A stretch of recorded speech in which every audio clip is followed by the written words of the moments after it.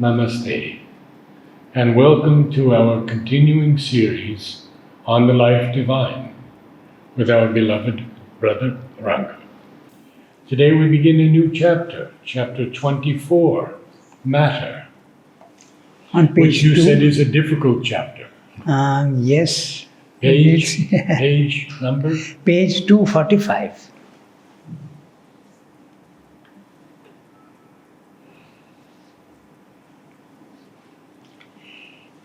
It depends on how deeply you want to go into the subject. The basic idea you can get, but if you want to understand each sentence, each word, what he's saying, it becomes a little difficult. I would say we should go as deeply as possible. Yes, of course. We'll try. Always. We'll try and do that. Okay, wonderful.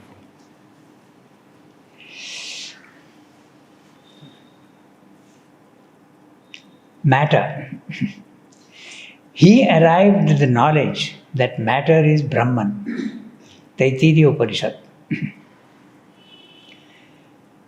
We have now the rational assurance that life is neither an inexplicable dream nor an impossible evil that has yet become a dolorous fact, but a mighty pulsation of the divine all existence. We see something of its foundation and its principle.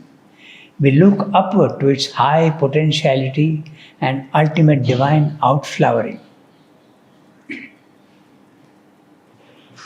But there is one principle below all the others which we have not yet sufficiently considered, the principle of matter upon which life stands as upon a pedestal or out of which it evolves like the form of a many branching tree out of its encasing seed.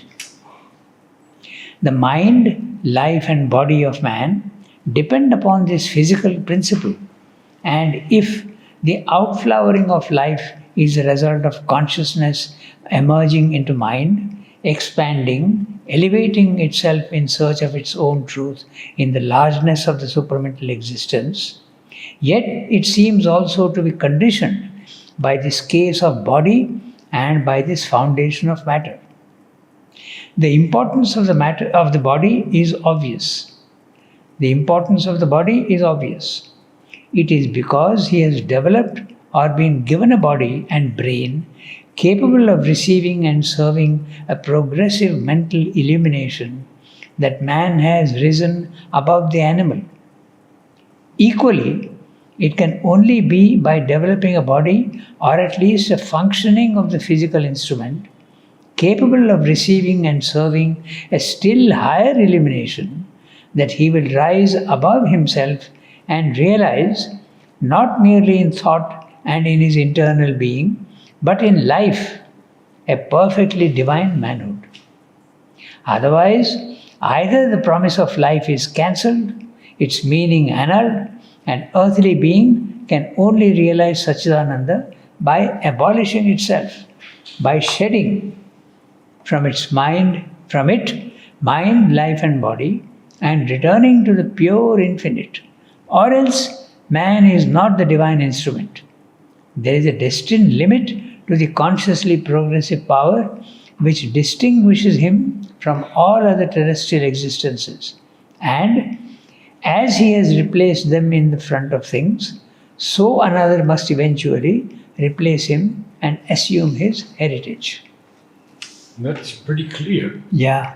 this part. Yeah, he says that very, very often, that if man has to go beyond himself, and if he can't do that, like the species, the animal species, they can't go beyond themselves. They have to go to another species, another species. So another species will replace him if he himself can't go to the next level. Mm-hmm. So we have now the rational assurance that life is neither an inexplicable dream nor an impossible evil. So let's take up first the inexplicable dream. It is the ascetic who says that there is no reality to this the world. So that's an inexplicable dream. It has no meaning, no nothing. Even Shakespeare has a line similar to that in Hamlet. You remember? Out, brief candle. Life Life is is but an empty dream, full of sound and fury, signifying nothing. Yes. So that's what is repeating that opinion here, that it is something empty, the ascetic view. And what is the rational assurance? Pardon? We have now the rational assurance. Because he has argued and shown that there is a connection between the higher and the lower. Okay. So he refers back to all the chapters that he has been speaking good. about. Rationally, we have shown that there is a connection. Okay? Right. That's what it means. He has based himself fully on logic. That's what it means. So, not an impossible evil. There are others also who say that this physical world is impossible, it's an evil that has to be transcended. There are many other opinions like that. So, there is the existentialism also, which says that the physical world is very, very limited and there is nothing you can do about it. There are a lot of things which are imperfect, but you can't do anything about it. The idea that there can be an evolution or there is a solution to it doesn't strike them. So, impossible evil.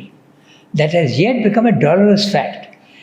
It is not all these we're saying, but what is it? It's a mighty pulsation of the divine all existence.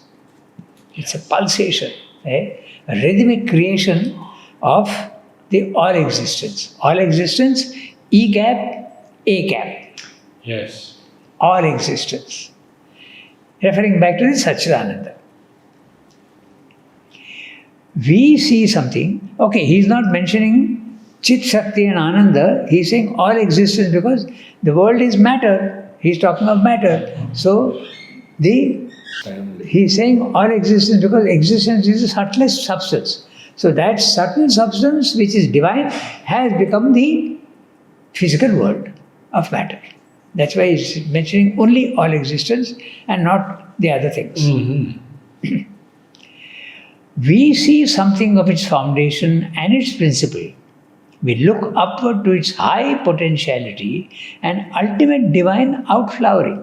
So, if it is the all existence, we see that it is something of its foundation. We see the foundation and the principle, and we look upward to its high potentiality. Matter itself can become, it becomes life first, and it becomes mind, and it can become then something even higher. It can become divine. It's divine outflowering. But there is one principle below all the others which we have not yet sufficiently considered. The principle of matter upon which life stands as upon a pedestal, or out of which it evolves like the form of a many branching tree out of its encasing seed. Beautiful. Yeah. So the matter is the seed, and out of it life is coming out, mind is coming out, and this is like a many branching tree. Yeah. There are many forms of life, there are many forms of mind. So, the mind, life, and body of man depend upon this physical principle. And if the outflowering of life is the result of consciousness emerging into mind, expanding, elevating itself in search of its own truth in the largeness of the supramental existence, yet it seems also to be conditioned by this case of body and by this foundation of matter. Okay, now he is bringing in consciousness because he has brought in life. The mind, life, and body of man depend upon this physical principle. They are all originating from matter, therefore they depend upon matter. They are being born from there, so there is a link between them and matter. So matter with its density is influencing life and mind. That's what he's saying. And if the outflowering of life is the result of consciousness emerging into mind. So now he is connecting life and consciousness, and he's saying consciousness becomes life. Earlier, Sat will become, he will tell you, it becomes the matter here. Consciousness becomes life. Supermind becomes mind. So he has established many of those connections. Now he is saying if it is like that, it should see, life should seek its origin, which is the consciousness, but it is hampered and delayed by the downward pull of matter. That's what he's saying. expanding, elevating itself in search of its own truth. So, life is searching its own truth, which is consciousness. Consciousness is above, life is here, it is searching for its own truth in the largeness of the supramental existence, yet it seems also to be conditioned by this case of body and by this foundation of matter. It is delaying the journey because it is dense and the gravitational pull is strong. The importance of the body is obvious. It is because he has developed or has been given a body and brain capable of receiving and serving a progressive mental illumination that man has risen above the animal. The brain also is matter, and matter has been given the possibility of thought, so he is above the animal. Equally, it can only be by developing a body or at least a functioning of the physical instrument capable of receiving and serving a still higher illumination that he will rise above himself and realize, not merely in thought and in his internal being, but in life, a perfectly divine manhood. Even the life which is not very divine now can be made into a divine manhood. Note the word divine but manhood. Man will become divine. Mm-hmm. It's not the divine himself who will manifest here, but man will become divine. Otherwise, either the promise of life is cancelled. Which is the promise of life? Life going to consciousness. That's a promise. Otherwise, either the promise of life is cancelled, its meaning annulled, and earthly being can only realize Satchidananda by abolishing itself. We'll look at that. If there is no connection, the consciousness has to leave life here and go to the consciousness. But if there is a connection, then man himself can become that with life. Otherwise, either the promise of life is cancelled, its meaning annulled, and earthly being can only realize Satchidananda by abolishing itself, by shedding from it mind, life and body, and returning to the pure infinite. Or else, man is not the divine instrument. There is a destined limit to the consciously progressive power which distinguishes him from all other terrestrial existences. So, just like any animal species which has got a limit to its capacities, is it like that with man also? That's the question he is asking. Mm-hmm. It could destined limit. Yeah, it could be like that. Or has man the capacity to himself overpass himself, his own consciousness? For instance, the cat can never go beyond its limits. So is it like that with man also, is the question he is asking. Or else, man is not the divine instrument. If he is not the divine instrument, he is like any other species on earth. There is a destined limit to the consciously progressive power which distinguishes him from all other terrestrial existences. And as he has replaced them in front of things, so another must eventually replace him and assume his heritage. So, clear. The basic question is asking here is man just another animal species? Or is he something fundamentally different which can realize the divine consciousness? Because the cat or the dog can never realize the divine consciousness because they are limited to their own level. Destined limit. Yeah. So is it like that with man also? If it is so, another species will replace him. That's what he is answering. That's what he is saying. Okay? Next para. Yeah, we go to the next. It seems indeed that the body is from the beginning the soul's great difficulty, its continual stumbling block and rock of offense. Therefore, the eager seeker of spiritual fulfillment has hurled his ban against the body, and his world disgust selects this world principle above all other things as an especial object of loathing. The body is the obscure burden that he cannot bear. Its obstinate material grossness is the obsession that drives him for deliverance to the life of the ascetic. To get rid of it, he has even gone so far as to deny its existence and the reality of the material universe. Most of the religions have put their curse upon matter and have made the refusal or the resigned temporary endurance of the physical life the test of religious truth and of spirituality. The older creeds, more patient, more broodingly profound, not touched by the torture and the feverish impatience of the soul under the burden of the Iron Age, did not make this formidable division. They acknowledged earth the mother and heaven the father, and accorded to them an equal love and reverence. But their ancient mysteries are obscure and unfathomable to our gaze, who, whether our view of things be materialistic or spiritual, are alike content to cut the Gordian knot of the problem of existence with one decisive blow and to accept an escape into an eternal bliss or an end in an eternal annihilation or an eternal quietude. Yeah, a lot of things to be seen here in this para. So, historically he is saying, it seems indeed that the body is from the beginning the soul's great difficulty. The body is rigid, solid, dense, no consciousness, and the soul is full of consciousness, and it is formless, it is light, it is imprisoned in the body, and the body is holding it down in its prison house. So the body is the great problem. This is its continued stumbling block and rock of offense.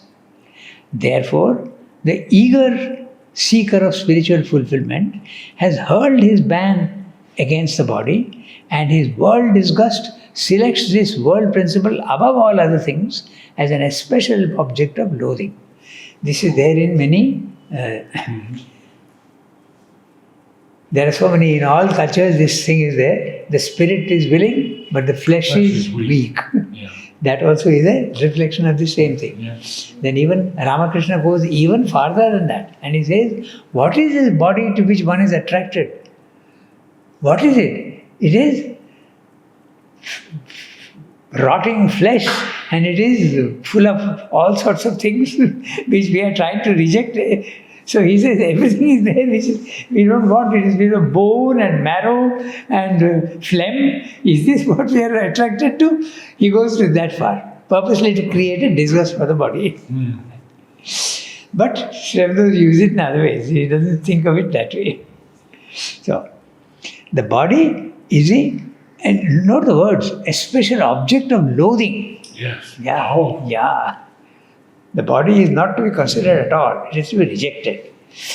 The body is the obscure burden that he cannot bear. Its obstinate material grossness is the obsession that drives him for deliverance to the life of the ascetic. Those who have not had an experience of being out of the body will find some difficulty in understanding this, because we have not had that experience. We don't see the body as specially an object of loathing.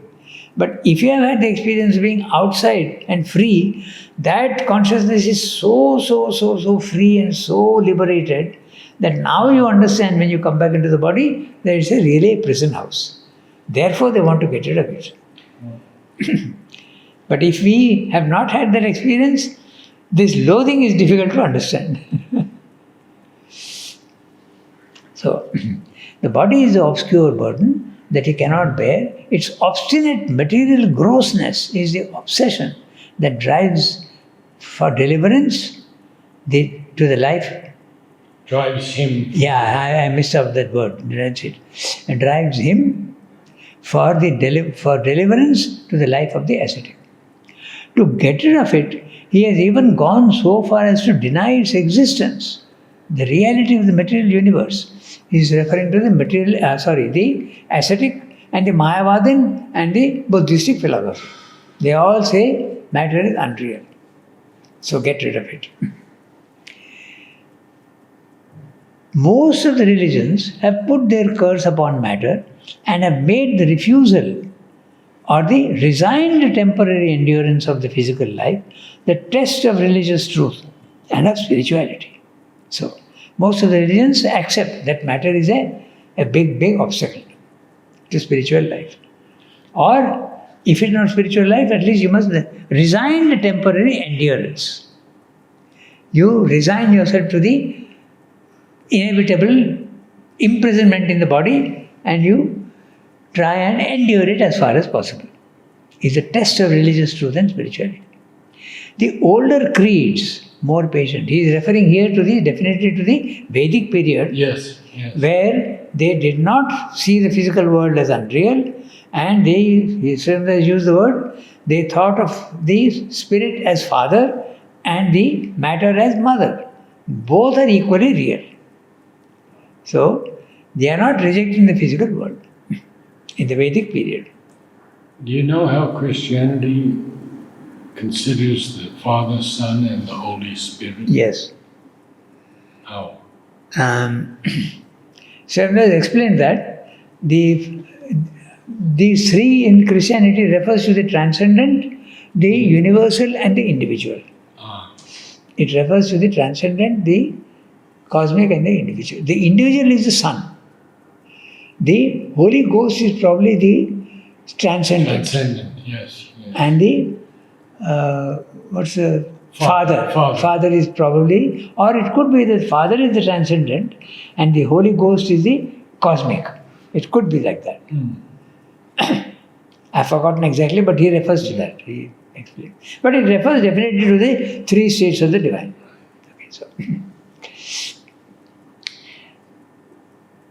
But that has nothing to do with the fact that matter is a... Right. Yeah. Right. That matter is the foundation and full of darkness. That is not related to the three things. Most of the religions that we have read, the older creeds, more patient, more broodingly profound, not touched with the torture and feverish impatience of the soul under the burden of the Iron Age. He's talking of the modern times. Iron Age is the modern times. Industry and machinery, that's the Iron Age. Okay, did not make this formidable division. They acknowledged earth the mother and heaven the father, and accorded to them an equal love and reverence. But these ancient mysteries are obscure and unfathomable to our gaze, who, whether our view of things be materialistic or spiritual, are alike content to cut the Gordian knot of the problem of existence with one decisive blow and to accept an escape into an eternal bliss or an end in an eternal annihilation or an eternal quietude. A lot of things there. Yeah. First is the Gordian knot. So the Gordian knot, it refers to the Greek mythology, where I think it is the Alexander, I think, who has to... Gordius king who made the knot and prophesied that the untier would become king. It's clearly symbolic. The Gordius was the king who made this knot, and he prophesied that the one who would untie it would become king.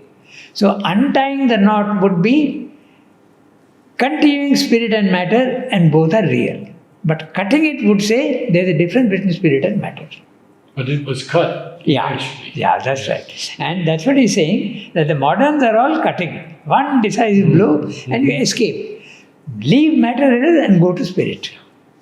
But Srivamsa doesn't want to do that. He wants to untie the knot, which is a much more difficult task. Yes. But he wants to keep the continuity between matter and spirit. Excellent. And if you are cutting the knot, then you escape into an eternal bliss or an end in the eternal annihilation or an eternal quietude. So the eternal bliss is the highest state. You can escape into the eternal bliss. That's the... probably he's referring to those who have the Ananda aspect. And the eternal annihilation is the Buddhistic and the Mayavadins. They go into the annihilation. And into nirvana. Eternal quietude. And eternal quietude is the ascetic who is satisfied with liberation.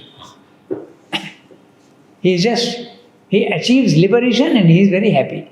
But the difference between annihilation and quietude is, the quietude you are going into Brahman consciousness, you are merging into the Supreme. But the annihilation is the one that you go into nothing, nihil of the Nihil. Buddhists.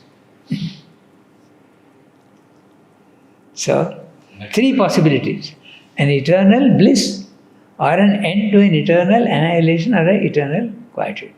Even the eternal bliss, you are going into the Ananda, but you are rejecting the physical world. So, we go to the next. Yes. The quarrel does not really commence with our awakening to our spiritual possibilities. It begins from the appearance of life itself and its struggle to establish its activities and its permanent aggregations of living form against the force of inertia, against the force of inconscience, against the force of atomic disaggregation, which are, in the material principle, the knot of the great denial. The great denial, we'll read the whole para, then we come back. Yes. Life is at constant war with matter, and the battle seems always to end in the apparent defeat of life, and in that collapse downward to the material principle, which we call death. The discord deepens with the appearance of mind, for mind has its own quarrel with both life and matter. It is at constant war with their limitations, in constant subjection to and revolt against the grossness and inertia of the one and the passions and sufferings of the other. And the battle seems to turn eventually, though not very surely, towards a partial and costly victory for the mind, in which it conquers, represses, or even slays the vital cravings, impairs the physical force, and disturbs the balance of the body in the interests of a greater mental activity and a higher moral being. It is in this struggle that the impatience of life, the disgust of the body, and the recoil from both towards a pure mental and moral existence take their rise. When man awakens to an existence beyond mind, he carries yet farther this principle of discord. Mind, body, and life are condemned as the trinity of the world, the flesh and the devil. Mind too is banned as the source of all our malady. War is declared between the spirit and its instruments, and the victory of the spiritual inhabitant is sought for in an evasion from its narrow residence, a rejection of mind, life, and body, and a withdrawal into its own infinitudes. The world is a discord, and we shall best solve its perplexities by carrying the principle of discord itself to its extreme possibility, a cutting away and a final severance. So, we go back to the beginning of the para. So, he's saying that the quarrel does not really commence with our awakening of spiritual possibilities. It begins with from the appearance of life itself, and its struggle to establish its activities and its permanent aggregations of living form against the force of inertia. So, aggregations of living form is all living creatures. Beginning with even unicellular creatures, there is an aggregation of living forms. So molecules come together and you have a living creature. So that's the way he describes. He's going right down to the root of the thing. Aggregations of living form, the animals, against the force of inertia. So we see that life is the opposite of matter. Life is movement. Matter is dead, no movement at all. So that's the inertia. And that inertia is more powerful than the attempt of life to stir up and start moving. So matter is always impeding life's actual characteristic of movement and action and force. That's what he's saying. It doesn't allow it to fully. In fact, all animals, they are forced to sleep. So that sleep is the one that is necessary to recoup your energies. So it is always influencing life very, very strongly. But in the involutionary plane of consciousness, when life is coming down from on top, if you are only in the life plane, their life is fully independent of matter. But in the physical world, where there is evolution, it is influenced by matter. But when it is coming down, when Satchidananda is creating the world, there is an involution. Step by step it is coming down. Those are the typal worlds. And their life is not hampered by matter. You have gnomes and other creatures and all that. There it is free. So it's much, much freer. Even subtle physical is free. But in the evolution upwards, this problem comes up.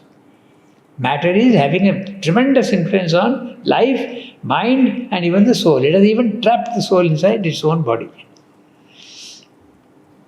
So, this is what he's saying. Then, aggregation of living forms against the force of inertia, against the force of inconscience, against the force of atomic disaggregation. So, he's giving three characteristics to matter: inertia, inconscience, and atomic disaggregation, division. So, in matter, these are the three characteristics of matter. There is inertia, inconscience, no consciousness at all, and atomic disaggregation means division. The atoms become all separate. The principle of division is carried to its extreme limit in matter. Atomic disaggregation, which are in the material principle the knot of the great denial. The great denial is matter seems to be denying all the qualities of spirit altogether. So that's a great denial. Mother also uses this word in agenda. Yes. La grande négation, she says, the great negation of matter, spirit. Spirit is free, matter is rigid and tied down. That is formless, this is form. That is infinite, this is finite. That is one, this is many. In every way it is different. That is light, this is darkness. That is subtle, this is gross. So in every way it is the opposite. That's a great denial of spirit. Matter seems to deny the spirit. So, life, now he is explaining why this discord between life and matter is not only at the spiritual level but even at the life level. He is explaining now. Life is at constant war with matter, and the battle seems always to end in the apparent defeat of life and in that collapse downward to the material principle which we call death. All living creatures are representations of life and they are doomed to die. They are born and they die. And if they die, matter is having the last word. Life is not allowed to continue. It has to end. So that's why he's saying it's a victory for matter. Okay? Later on he will amend this thing a little bit, but right now he's saying this. Then the discord deepens with the appearance of mind. For mind has its own quarrel with both life and matter. So, this, I always ask the students to give me examples of this. How is matter, mind and life quarreling among themselves? So the usual example they give is, I go and play a heavy game of football, the body is tired, but the mind says there is a homework to be done tomorrow, but the body does not allow. No, I am going to sleep. Okay, so mind is losing to the body. Then again another example of life and matter. The life wants satisfaction in food and other things. But the body, there is a limit to what the body can do. It can't eat more than a certain amount. And if you eat more than a certain amount, the body reacts and becomes ill. So this is another example of the discord between life and matter. So in all things there is this discord. Mind wants to do so many things. It wants to conquer and it wants to re-sing, but the body is pulling it down and limiting its. Life also is very ambitious and it wants to do so many things. Okay? It wants to improve even in In athletics also it wants to improve. In games it wants to improve. That is life. But matter says there is a limit to what you can do. You can't do more than this.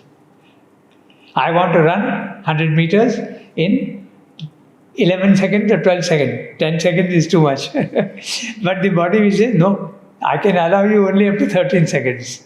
So there is a constant, the matter is denying the claims of life.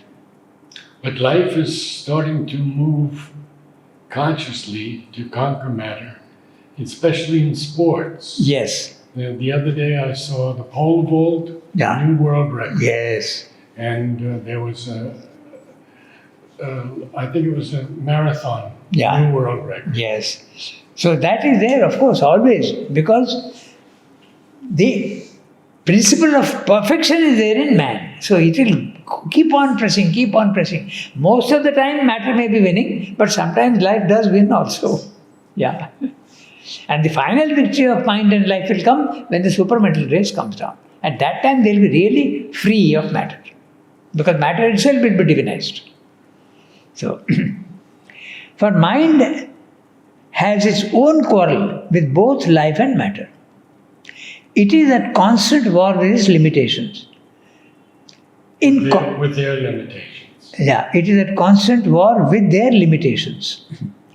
In constant subjection to and revolt against the grossness and inertia of the one and the passions and sufferings of the other. The inertia of one is the body, and the passions and sufferings of the life, the vital.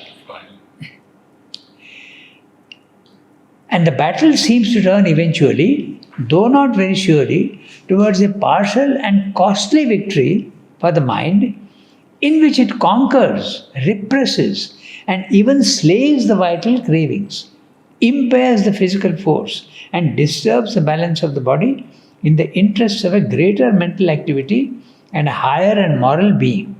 So, he has explained this in the synthesis very clearly. He says when the mental development is very high, there is an effect on the body, and body illnesses and all that start becoming more obvious. It is true that in modern times, your intellectual activity is much more, even if you are in a job, you have to exercise your mind much more, but then the tension and the heart attacks and the blood pressures and the tensions that you have is all new things which are coming up. So, and he says also the opposite also is true. Those races which don't have much of intellectual activity, they are very healthy. He says the opposite also. This in the synthesis he says this. Take the savages in the Amazon Delta or other places. There is not much, or the pygmies in Central Africa. There isn't much of intellectual activity there, so they are usually quite healthy. But the moment you develop your intellectuality, it has an effect on the body. To such an extent, he says that some people consider even that genius is often, there's a touch of insanity in it. He says that's not true, but whenever you are going from one level to another level, there is a disbalance. And the disbalance, the body has to bear the disbalance mostly, the results of disbalance. There is this beautiful movie, A Beautiful Mind. Oh, yes. So there you see that he was a genius, he won the Nobel Prize. But he was a little, psychologically, he was not very stable. Russell Crowe. Yeah, that's right. He did it beautifully. Yeah. So that's what Chandra is saying. He said that's an exaggeration. Genius is not always associated with insanity, but it's a trend to show that yes, when the mind is developed, there is sort of give and take. The body suffers a little bit. This he's saying in one sentence. There in synthesis, he has developed it quite a lot in 2 paragraphs. So, and the battle seems to turn eventually, though not very surely, towards a partial and costly victory for mind.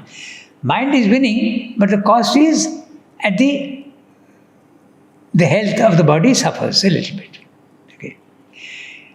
In which it conquers, represses, or even slays the vital cravings, impairs the physical force, and disturbs the balance of the body in the interest of a greater mental activity and a higher moral being. So, mental activity we have seen, the body suffers. Higher moral being, you are denying life its due. You kill the desires. But a question. Yeah. In the greater mental activity, sometimes the mind goes off. Also, Not the body, but both. yes, that also Yeah. can happen. Okay. And that can happen much more if a higher consciousness is coming into the mind, it can happen even more. Yes, exactly. That's right. In fact, this is the basic principle is when there is a stability and you are trying to go beyond that stability, there is a disbalance here. It's something very obvious that even in any organization, if there are rules and regulations, you try to bring in a new regulation, immediately there is a disturbance. This is always the case. Typical example in India now, we have usually the Citizenship Amendment Act has been brought in and is creating chaos after chaos. Yesterday there was a huge amount of violence also in Delhi. Yes, I saw that. 25 people have died. All because of this new rule that has come in. In a democracy, it happens much more. In an autocratic state, it is suppressed. But in a democracy, there is always division of opinion. So, in mental activity, the body suffers. In the higher moral being, the life suffers. Because the desires are suppressed. Now, Sri Aurobindo says clearly that the vital should not be suppressed, but it should be transformed. That's why you don't kill your desires, but you slowly try to transform them. Turn the desires into something more higher. Instead of asking for material things or physical things, turn it towards the divine, turn it towards other activities. So, transformation of the vital, not the killing of vital. So, a higher moral being. It is in this struggle that the impatience of life, the disgust of the body, and the recoil from both towards a pure mental and moral existence take their rise. It is because of the disgust of the body and the recoil from both. The impatience of life. Life wants to achieve so many things, but it can't because of the downward pull of matter. And also, its desires it cannot fulfill because the matter is also not allowing it its full satisfaction of desires, it doesn't allow. So, towards a pure mental and moral existence, take their rise. Okay? When man awakens to an existence beyond mind, he carries yet farther this principle of discord. Mind, body, and life are condemned as the trinity of the world, the flesh and the devil. The world, the flesh, and the devil. These are the three things that don't allow a spiritual life or even a religious life. Mind too is banned as the source of all our malady. Particularly in India, you have to make the mind quiet, make the mind shut up, silence the mind. It is a problem. It's the mind that creates all the problems. That's what they say. So, is banned as the source of all our malady. War is declared between the spirit and its instruments. The instruments being body, mind, life. And the victory of the spiritual inhabitant is sought for in an evasion from its narrow residence. The narrow residence is the body, to a certain extent the vital also, and the mind. It's a narrow residence. A rejection of mind, life and body, and a withdrawal into its own infinitudes. The soul escapes from the body, mind, life, comes out and is free of the body, mind, life. And that is what you call liberation, salvation, if you want in Christian terms. The world is a discord, and we shall best solve its perplexities by carrying the principle of discord itself to its extreme possibility, a cutting away and a final severance. What's the Gordian knot? It is this king Gordius who had a knot tied in such a way, very difficult to undo, and the one who would be able to undo it would become the king. He had prophesied. So it is symbolic that instead of cutting it, you undo it. If you undo it, the rope remains full. So rope remains full means there's a connection between spirit and matter. But if you cut it, spirit and matter become separated. That's what the ascetic does. But the one who will undo it, he can combine both spirit and matter harmoniously. That's what he says. Wonderful. Thank you, Rama.